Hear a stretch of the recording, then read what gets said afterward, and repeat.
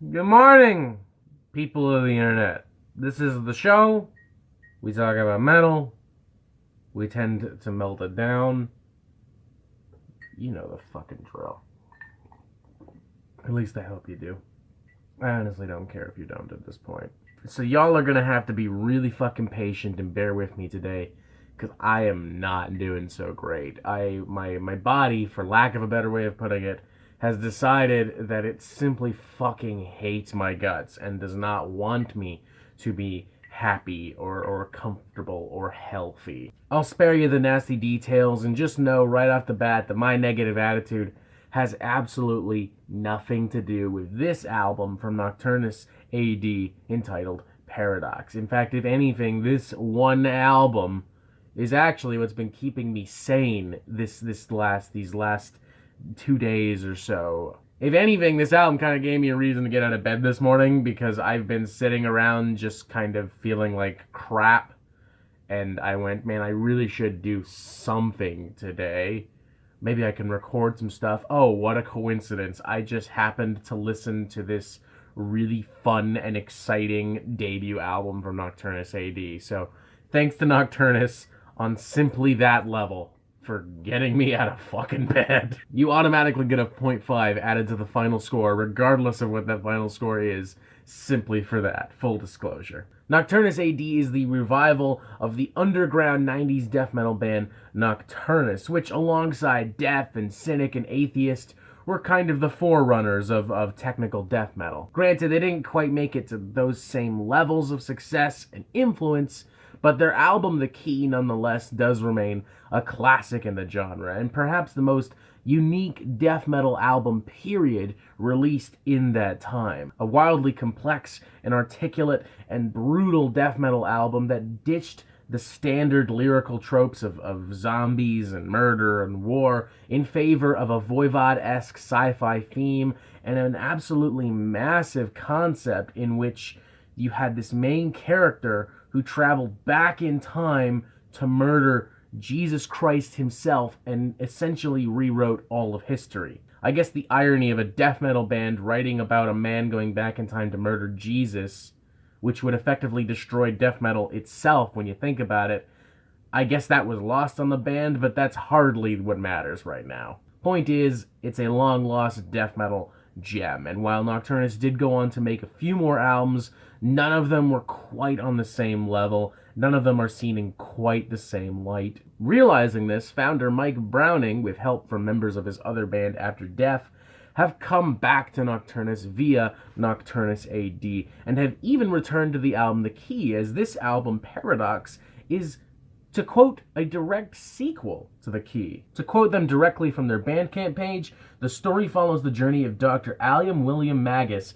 a scientist who got ravaged by a war-plagued disease and kept what was left of himself alive by creating a biosuit from the aftermath of the events that went down in The Key. Jesus Christ, it's like the fucking Key cinematic universe. Right from the beginning, it's pretty clear that Mike is not interested in the conventions and tropes of modern death metal. Nocturnus AD is going to continue doing all of the weird, nonsensical sci-fi shit that they did on The Key and simply bring it to the modern era, to bring it to Paradox. The story on this is absolutely batshit insane. It weirdly even feels like a massive comic book event. Think something like Marvel Zombies, but with death metal. It's fun, it's effective, but actually analyzing it would be a bit of a waste of time, to say the least. The music is incredibly complex, winding guitars, big grooves, synths interwoven into the sound, often emboldening other riffs, chaotic time signatures and changes, and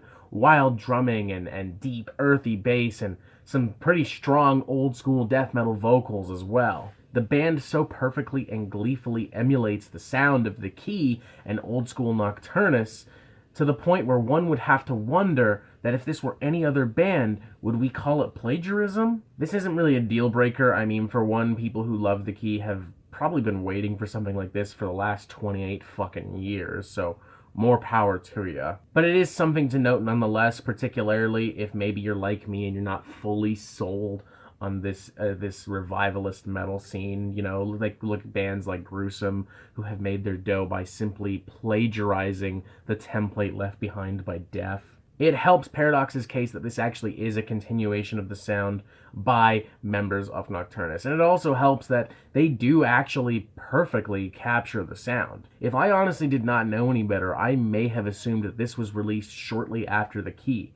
The sound mix captures the vibe quite perfectly. The vocals, the guitar mix, the essence of the songs, even the synths themselves, the way that they're programmed, the way that they're interwoven into the sound, it really does sound like classic The Key synth work. There's a lot of attention to detail in the sound mix. They've clearly worked super hard to achieve that classic sound, and mad props to everyone who worked behind the booth to make that happen. As far as the music itself goes, it's pretty solid. It's pretty much what we expect from Nocturnus if you're familiar with The Key. Opening track Seizing the Throne, for instance, has a lot of wild, seemingly random riff changes and time changes and structure changes. It makes the album feel really unsettling right off the bat, particularly when you have these really daunting synths often underlining the lead guitar, acting more as the rhythm guitar. It almost acts as a warning for the rest of the album as it continues to get crazier as it goes on. Take, for instance, following track, The Bandar Sign, with a mountain of ascending riffs within its first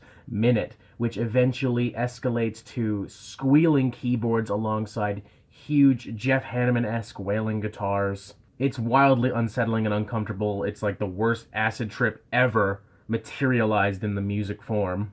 I'm really impressed that even in the album's most bizarre and chaotic moments, Nocturnus AD can still actually craft some pretty solid melodies and hooks. Take, for instance, on the song like The Antechamber, which has a lot of great subtle melodies via rhythm guitar and synths throughout the whole track, before eventually escalating into, honestly, a sing-along kind of chorus emboldened by some really dramatic synth work.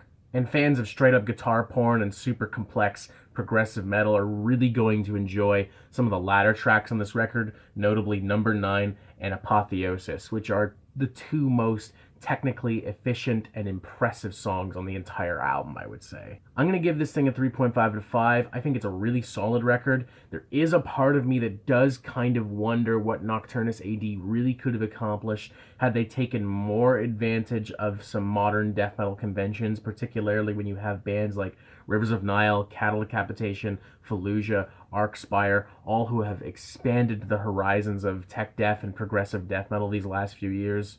But like I said before, it's clear from the beginning that Paradox, Nocturnus AD, has no interest in that. No disrespect to those bands, but they have a specific vision in mind. They have a specific sound in mind from a specific era, and nothing's going to get in the way of that.